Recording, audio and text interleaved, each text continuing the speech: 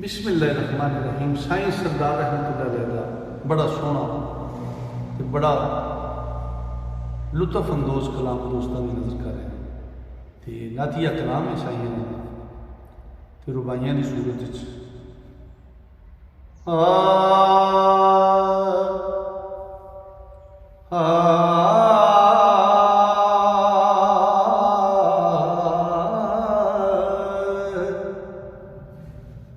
इस गल नूं भी कदी समझ आई, धरती वल क्यों अख सतारियां दी आफताब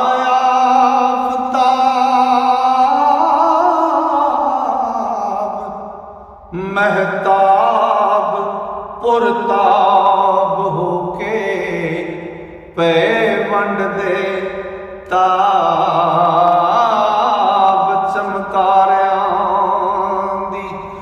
ते कसम रब दी उन्हां नूं होदी ते उल्फत होते बानगर दे पाक नज़ारियां दी पे मंगदे भीख सरदार साइयां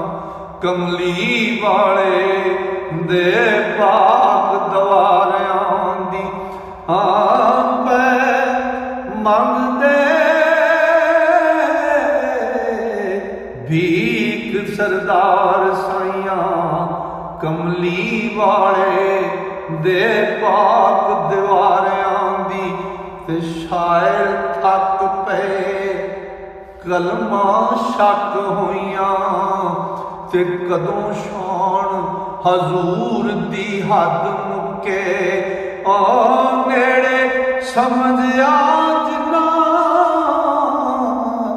हजूर ताई उन्हां दिलां तो दूर दी हद मुके ते अज भी डरे हजूर खला वेखो ओ पई कैफ सरूर दी हद मुके अना बशरन ते शक सरदार कोई ना कद में नल्ला हे नूर दी हद मुके आया बशरुन ते शक सरदार कोई ना कद में नल्ला है नूर दी हद मुके। हजरत यूसुफ जद मिस्र दे तख्त उत्ते बैठ गए ने शाही लबास लेके ते उधर इश्क याकूब कुनयान अंदर हुजरे बैठ गए तबाह उदास लेके ते हर हवा जो आवे कुनान मिसरो आवे यूसुफी दर्द दी बास लेके नेड़े दूर दी हद सरदार मुके हो जांदे बैठ जो इश्क एहसास लेके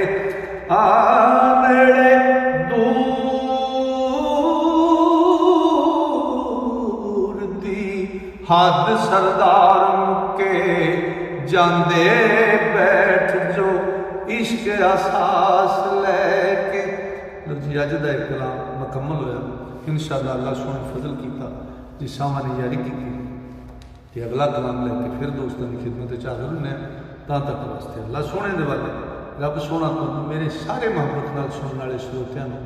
अपने फजल नाल अपनी रहमत नाल ते अपनियां वड्डियां मेहरां नाल रखे। अस्सलाम।